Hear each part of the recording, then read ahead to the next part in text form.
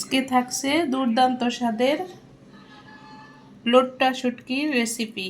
তো কক্সবাজার স্টাইলে কিভাবে লৌটা শুটকিটা রেসিপি করি, তো রেসিপিটা যদি দেখার ইচ্ছা হয় তাহলে সাথেই থাকুন কিভাবে করি। হ্যালো এভরিওয়ান, আসসালামু আলাইকুম। তাহলে চলুন শুরু করা যাক।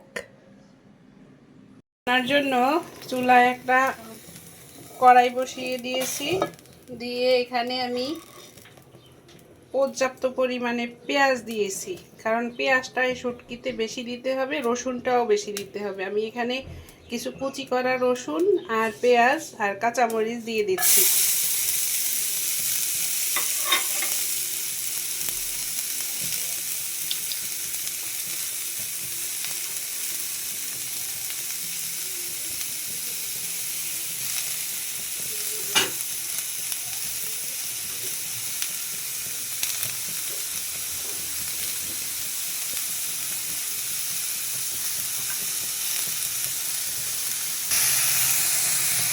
এখন আমি এখানে তেল দিয়ে দিব, তেলটা একটু বেশি দিব, ভাজা ভাজা করব যেহেতু।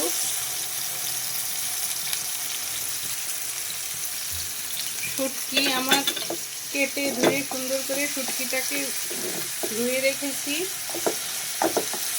এখন এগুলা লাল লাল হওয়া পর্যন্ত আমি এটাকে সুন্দর করে ভেজে নিব।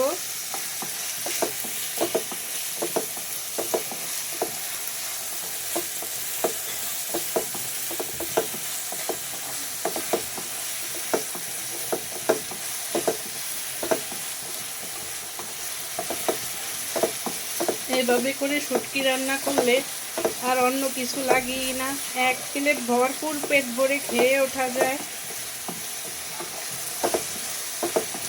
তো আমার পেঁয়াজ আর রসুন মরিচটাকে একটু বাদামি কালার করে নিব।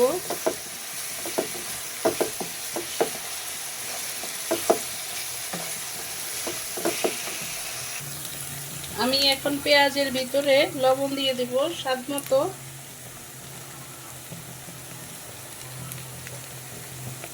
একে একে সব মশলাগুলো দিয়ে দিব। এখানে আমি আদা রসুনের পেস্ট দিয়ে দিলাম 2 টেবিল চামচ। এখানে রসুন বেশি তাই আমি একটু বেশি দিচ্ছি। দিয়ে দেব হাফ চামচ হলুদের গুঁড়া। শুটকিতে ঝাল বেশি না হলে হয় না, সেজন্য 1 চামচ মরিচের গুঁড়া দিয়ে দিলাম আর হাফ চামচ জিরার গুঁড়া দিয়ে দিলাম।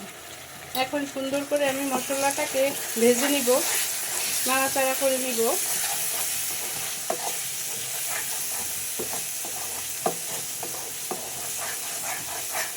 কিছুক্ষণ নাড়াচাড়া করে অল্প পরিমাণে পানি দিয়ে দিব এর ভিতরে।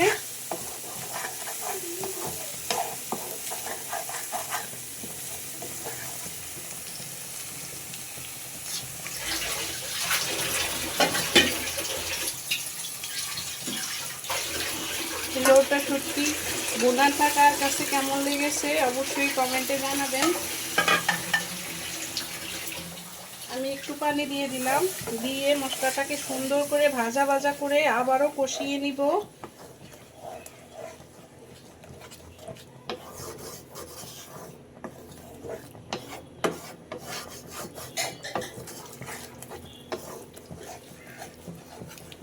রান্নার কালারটা দেখেন এখনো কত সুন্দর হয়ে গেছে। এটা ভাজা ভাজা করলে আরো সুন্দর হয়ে যাবে।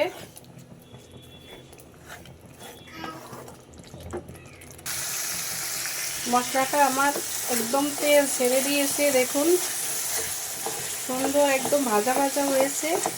রান্না সুন্দর করতে হলে মশলাটাকে আগে সুন্দর করে ভুনা করে ভাজা ভাজা করে নেবেন।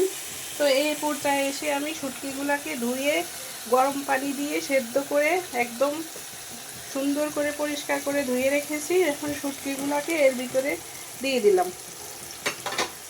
শুটকি দিয়ে আরও কিছুক্ষণ আমি এটাকে নাড়াচাড়া করে ভাজা ভাজা করে অল্প পরিমাণে একটু ঝোল দিয়ে দিব।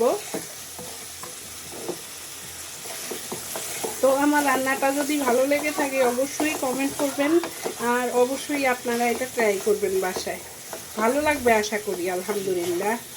তো আমার ভুনাটা তো হয়ে গিয়েছে। এখন আমি এর মধ্যে একটু ঝোল দিয়ে দিব, দিয়ে একদম ভাজা ভাজা করে নিব।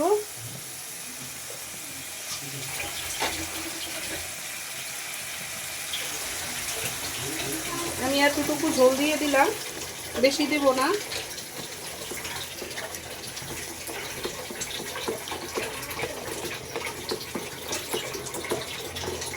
কি আমি লাগতেছে দেখুন।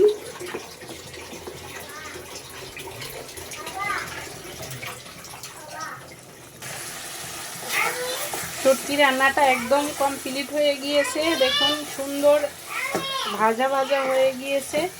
এখন আমি এটাকে একটা সার্ভিং ডিশে সার্ভ করে নিব। এই শুটকি ছাড়া আর কিছু, শুটকি থাকলে আর কোনো তরকারির প্রয়োজন হয় না। এটা দিয়ে 2-3 প্লেট ভাত খেয়ে ফেলা যাবে। তো আমার রান্নাটা কেমন লাগলো অবশ্যই জানাবেন, আর এরকম করে অবশ্যই বাসায় আপনারা করে খাবেন।